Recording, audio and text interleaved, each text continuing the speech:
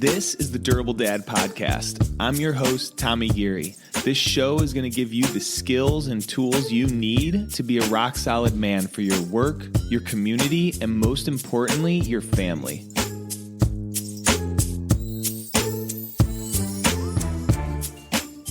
Real quick, guys, want to apologize about some of the choppy audio in this episode. I think that the content is still great and the audio's good enough to get out to you guys. So hope you can not get too distracted and enjoy the episode. All right, what's up, guys? Episode number 9 coming at you from Austin, Texas. My wife and I are here, got called last minute to adopt our new daughter. And it chokes me up a little just saying that. She's born on March 25th, and she's doing amazing. I'm recording this on April 23rd, and we adopted her about a week ago, and we're still in Austin waiting for some interstate approval.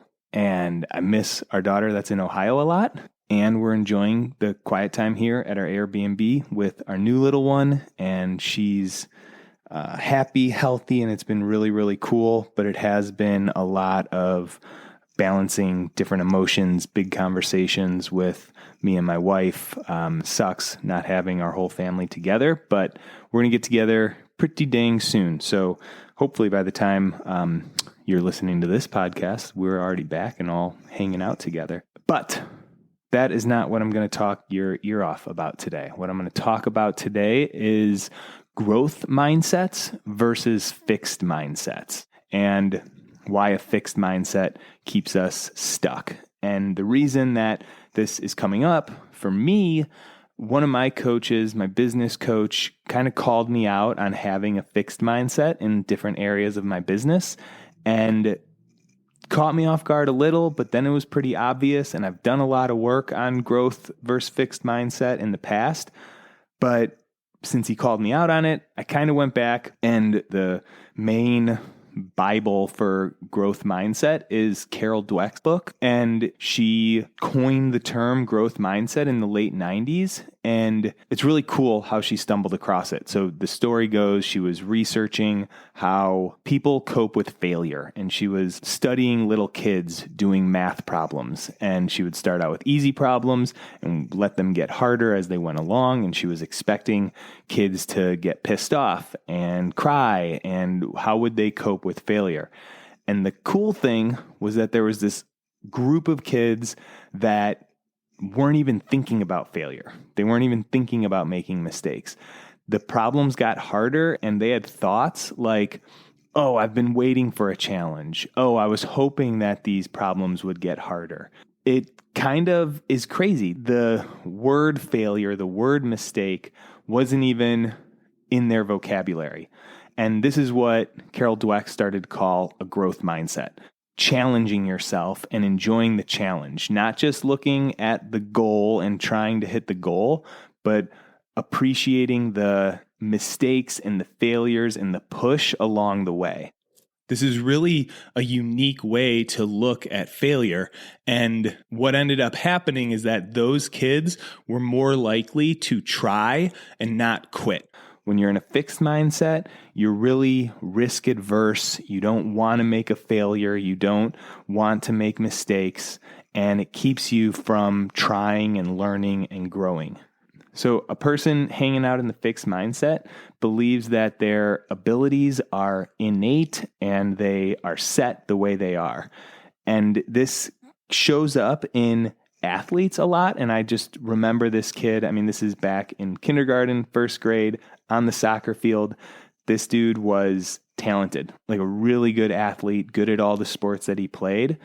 But when we lost, or if he made a mistake, missed a shot, he would get pissed off. I mean, bad sport, wouldn't shake hands after a loss, would run off the field. And yes, he was in kindergarten, first grade. Kids have to have their emotions, but kids can have a growth mindset. And this quitting when things got hard, running away when you make a mistake, total sign of a fixed mindset.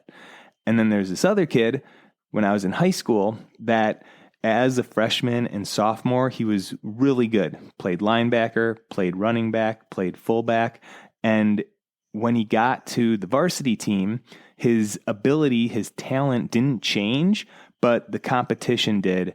And he wasn't playing linebacker anymore, and he wasn't playing fullback anymore because there were kids that were bigger than him, older than him, that had more experience. And he didn't quit. He kept working hard. He looked for positions that he could learn and possibly get some playing time on, and he ended up being the starting nose guard. And that's an example of a growth mindset.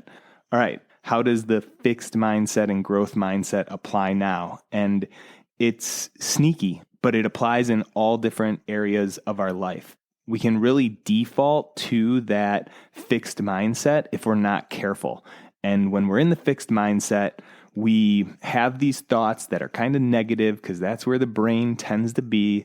And then we don't take risks. And then we don't try to make changes in our life or move ahead. So it's important to kind of locate these fixed mindsets and shift to a growth mindset. And I love fixed versus growth because it's pretty black and white. And our logical brain likes to see things in black and white. So one way to start noticing whether you're in a fixed or a growth mindset is, what do we make failure mean?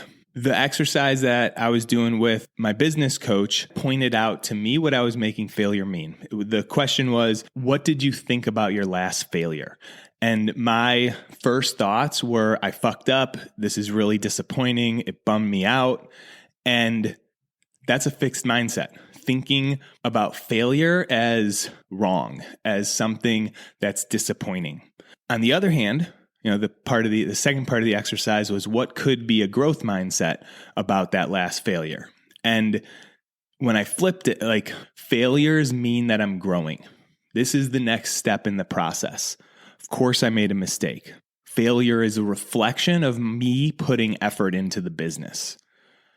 Those thoughts might sound like a little forced, but they are the thoughts that are going to create momentum and create my desire to try again. If I think of failure as messing up, as being disappointing, I'm less likely to try something new again.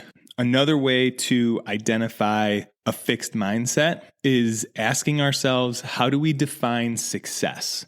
I have this one buddy that's in a sales position at work, and he's kind of stressing with where his numbers are at and where his numbers need to be. And he's thinking that, when I hit that mark, then I'll be doing a good job. Right now, I'm not doing a good job. But when I get there, then that means success. The problem with this fixed mindset is when we tell ourselves we're not being successful until we reach our goal, we're creating an energy that's lacking motivation. It's a deflating, disappointing emotion that doesn't drive us to work harder and work on the right things and take chances and make mistakes. On the other side, the growth mindset side, we define success as the challenge itself. It's that saying, it's not about the destination, it's about the journey to the destination. That's where we define success. How many times are we willing to risk failure? How many times are we willing to challenge ourselves? And when we come from that mindset, we're more likely to make offers and get ourselves in front of more people, because those things aren't easy to do. And we know in a growth mindset that the things that are hard, that's what makes us successful. So those are two questions you can ask yourself to start recognizing if you're in a fixed mindset or a growth mindset. What do I make failure mean? Am I making it mean something about me, or am I making failure mean that I'm learning, that I'm growing? And how do I define success? Do I define success based on the outcome of the goal? I'm not good until I meet my goal? Or are we defining success as the amount of effort and the amount of hard work that we put in on the journey to that goal? Another way you could recognize if you're in a fixed mindset, if you have a lot of I am statements that are holding you back. I'm not smart enough. I'm not a good communicator. I'm not very organized. Those I am statements are defining your skills and talents like they are concrete, like they can't be developed. A growth mindset looks at our talents and our abilities as I'm learning how to be a better communicator. I'm not good at managing my time yet, but I'm working on it. And those growth mindset thoughts can feel a little hard to come up with, but that's only because our brain defaults to the fixed mindset. It defaults to looking at our traits and our abilities based on what we've done in the past. This shows up in all areas of our life. And when we can start identifying our fixed mindsets, maybe it's around health and eating and working out, we can turn into a growth mindset and really start making progress and hitting goals. Maybe we want to become more connected with our emotions and less reactive to circumstances that happen around us. If we have fixed mindsets about that, we can switch them to growth and start moving forward towards more of an adult that can manage his emotions in a healthy way. And through this growth, we can start creating that legacy and example that we want for our kids. We can start pushing hard, putting forth the effort, making the time to show our kids that anything's possible. All right, that's what I got for you guys today. If you need to find me, TommyGCoaching.com. You can find me on social, all that good stuff. Reach out to me, DM me if you want to talk more about our mindsets and how to recognize them and how to change them so we can start creating the legacy that we want for our kids. Talk to you guys next week.